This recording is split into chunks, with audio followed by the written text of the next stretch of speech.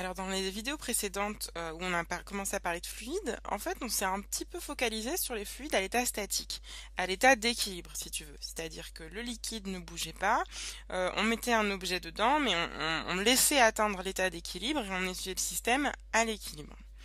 Et en fait à partir de maintenant on va se poser la question de qu'est-ce qui se passe quand un fluide est en mouvement. Parce qu'on voit que finalement ça va être une part extrêmement importante parce que un fluide, ça se comporte pas du tout comme un solide, et donc il y a plein de propriétés du fait, tu te souviens, on a dit que c'était incompressible notamment, on a dit plein de choses, et donc là on va commencer un petit peu à s'intéresser donc au fluide en mouvement. Et pour faire ça, on va d'abord essayer de démontrer quelque chose de très simple, qui est ce qu'on appelle l'équation de la conservation de la masse, ou l'équation de continuité. Alors, ça te paraît un peu fou pour le moment, t'inquiète pas, on va reprendre tout ça très simplement. Donc pour faire ça, on va imaginer avoir une espèce de tuyau un petit peu bizarre. Donc on va avoir un tuyau en fait qui est comme ça et comme ça. Donc voilà, donc c'est un tuyau, tu vois, il est fin au début et puis il s'élargit un petit peu comme ça au bout. Et ce qui va se passer, c'est que en fait, donc le fluide, il va passer comme ça dedans. Donc là, on va dire que c'est rempli d'un liquide, donc d'eau par exemple. Et donc il avance comme ça, de la gauche vers la droite. Alors, on va nommer un petit peu tout ça. Donc, on va dire par exemple à l'entrée, donc ici on va l'appeler E pour entrée, et il rentre le fluide à une vitesse petit v indice E. Donc ça, c'est la vitesse d'entrée du fluide dans mon tuyau. Je dis aussi que là, si je dessine cette aire ici, donc cette aire-là, elle s'appelle AE, c'est l'aire d'entrée dans mon tuyau. Et donc, tu vois, bon, on imagine que cette aire est conservée partout ici, et qu'ensuite, là, effectivement, ça s'élargit. Mais là, c'est la même aire. Donc voilà, pour l'entrée. Et on va dire, on va changer de couleur, que pour la sortie, donc on va appeler S, et bien c'est pareil, je peux définir ici l'aire du diamètre du tuyau en sortie, que je vais appeler donc AS, et la vitesse de sortie du fluide, qui est VS. Donc voilà, j'ai un petit peu nommé mes différentes inconnues. Donc en fait, ce que je te disais, c'est que finalement l'idée de cette vidéo, ça va être de se pencher sur ce qu'on appelle la conservation de la masse. Alors d'abord, je vais essayer de t'expliquer un petit peu des choses un petit peu plus fondamentales peut-être, mais qui me semblent importantes avant de se lancer dans le calcul. Alors si tu te souviens bien, on a dit plusieurs choses intéressantes dans les vidéos d'introduction. On avait dit déjà qu'un liquide, eh bien c'était incompressible. C'est incompressible. Alors ça, tu vois, si je regarde mon problème ici, eh bien, je vois qu'effectivement, si on imagine des molécules d'eau, j'en compte 5 par exemple. Si on a 5 qui rentrent ici, eh bien ça veut dire qu'il faut qu'il y en ait 5 qui sortent là. C'est-à-dire que tu vois, il ne peut pas se créer de l'eau dans le tuyau et il ne peut pas s'en perdre. Et il ne peut pas surtout s'en comprimer. Je ne peux pas les rapprocher plus de telle sorte que j'en fais rentrer 5, mais j'en ressors que 2. Ça, c'est pas possible. Et ça vient du fait que le fluide, il est incompressible. Et donc une autre chose importante ici, c'est qu'en fait, ça va plus être une propriété du liquide lui-même, mais une propriété de ce qu'on appelle l'écoulement.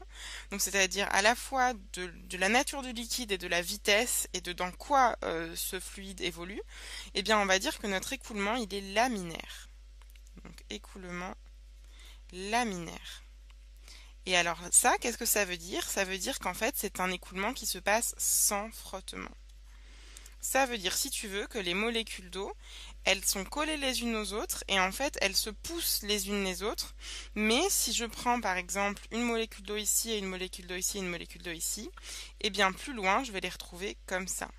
Je ne vais pas les retrouver comme ça. Donc si tu veux, il va pas y avoir une molécule qui va plus vite que l'autre. Enfin, c'est un petit peu compliqué d'expliquer ça simplement, mais ça veut vraiment dire que les molécules, elles vont pas frotter les unes aux autres. Donc elles vont juste se pousser de proche en proche. Et donc ça, c'est ce qu'on appelle un écoulement laminaire. En opposition d'ailleurs à un écoulement visqueux. Donc visqueux, ça, c'est typiquement, quand on parle de viscosité, tu peux penser à du miel ou à du sirop, voilà, à des choses, tu vois, où on voit qu'effectivement l'écoulement est beaucoup plus compliqué. Donc pour le moment, tu vois, on va vraiment rester sur des écoulements laminaires, qui sont les écoulements finalement les plus simples qu'on peut étudier. Donc voilà, donc on a posé un petit peu nos deux hypothèses, et donc maintenant on peut essayer de faire ce que je t'avais dit qu'on ferait, donc cette fameuse équation de conservation de la masse. Donc on va revenir sur cette incompressibilité et donc on va modéliser un petit peu tout ça. Donc finalement, si je vais prendre du jaune. Alors je dis que je considère un certain nombre de molécules, sauf que tu vois, on va pas compter en nombre de molécules parce que c'est pas pratique, on va prendre donc un volume. On va se dire que, ok, ici, il y a un certain volume qui va rentrer. Et ce volume, je vais pas le calculer n'importe comment, je vais plutôt me demander en termes de temps, en fait, quel est le volume qui rentre. Donc ça veut dire que je considère en fait un écoulement pendant t secondes. T temps, si tu veux. Donc pendant t secondes, eh bien en fait, là, de combien de distance les molécules vont avancer. Depuis combien de distance, si tu veux, cette aire-là va avancer. Bah, ça c'est facile, on sait que de toute façon, ça c'est quelque chose qui est toujours vrai. La distance, c'est égal à la vitesse fois un temps. Donc je sais que finalement, eh bien, après t secondes, on va mettre un petit s, donc après t secondes, mes molécules d'eau, elles auront avancé comme ça, ici, d'une distance dE, qui est égale à, donc je vais peut-être pas écrire dE, parce que ça va alourdir, je vais écrire directement, qui est égale à la vitesse d'entrée fois le temps. Et donc tu vois que finalement, si je cherche à calculer ici le volume d'entrée, donc c'est grand V et la vitesse c'est petit v, donc je vais l'écrire ici, eh bien le volume en entrée, c'est égal à la vitesse d'entrée fois le temps fois l'air d'entrée. Donc tu vois que c'est bien un cylindre. Donc ça veut dire que si je me place à un temps 0, on va considérer que toutes les molécules sont à l'extérieur, elles sont là. J'attends t secondes et toutes les molécules seront rentrées sur une distance de VE fois t, et ce qui correspondra à l'entrée d'un volume VE dans mon cylindre. Et donc comme mon liquide est incompressible, ce que j'ai dit là, tout à l'heure, c'est que finalement il devait forcément y avoir le même nombre de molécules qui sortent. Donc ça veut dire finalement le même volume. Donc tu vois, l'hypothèse que je vais utiliser ensuite, c'est que le volume d'entrée doit être égal au volume de sortie. Donc ça, c'est hyper important. Donc je vais quand même calculer le volume de sortie maintenant. Donc là, je fais la même chose. Donc j'ai l'air comme ça. Et quelle est la distance ici qui va être parcourue par mes molécules d'eau? Eh bien, comme tout à l'heure, ça va juste être Vs fois T. Donc voilà, hop, pour la distance, voilà.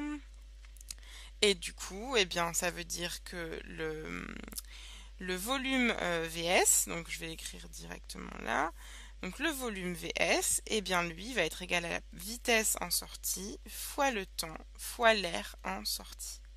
Et donc si j'utilise maintenant l'égalité qui m'a donné le critère d'incompressibilité, eh bien je vois que ça me donne que VE fois T fois AE, ça doit être égal à VS fois T fois AS. Donc finalement je peux barrer les T vu que ça se simplifie.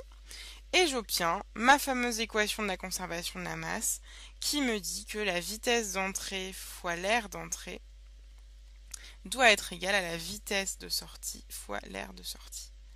Hop. Et donc ça, tu vois, c'est ce qu'on appelle en fait l'équation de la continuité ou l'équation de conservation de la masse. Enfin, c'est une forme d'équation de la conservation de la masse, parce qu'après, tu peux l'écrire de plein de manières différentes. Et donc cette équation, on l'a obtenue en termes de vitesse et d'air ici, pour notre système qu'on a choisi ici. Alors, ça me fait penser là que finalement les volumes que j'ai dessinés, tu vois, sont pas du tout cohérents, pas du tout représentatifs. Donc si je corrige un petit peu ça, je vois qu'en fait, si je veux par exemple, ça va être plus simple de garder ce volume-là comme ça, si je veux que ce volume-là corresponde au même volume que celui-là, bah tu vois qu'il faudrait que ça soit comme ça, quoi, beaucoup plus long.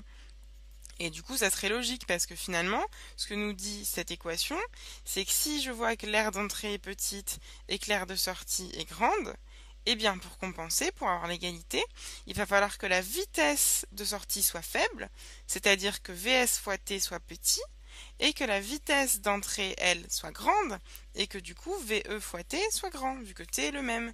Donc tu vois, finalement, bon, là, c'est le serpent qui se mord la queue, hein, c'est comme ça c'est finalement par cet argument-là qu'on est arrivé à l'équation, mais tu vois que même quand on a cette équation et qu'on regarde notre descente, tout paraît tout à fait logique. Donc finalement, ce qu'il faut retenir, c'est que cet écoulement incompressible, il veut juste dire que, que ce soit en volume ou en masse, c'est à peu près pareil. Le volume que tu fais rentrer doit se retrouver en sortie et le nombre de masses de molécules d'eau, donc le nombre de masses d'eau plutôt que tu fais rentrer doit être égal au nombre de masses d'eau que tu fais sortir. Donc je vais m'arrêter là et il y a encore plein de choses à dire là-dessus, donc on continue dans la prochaine vidéo.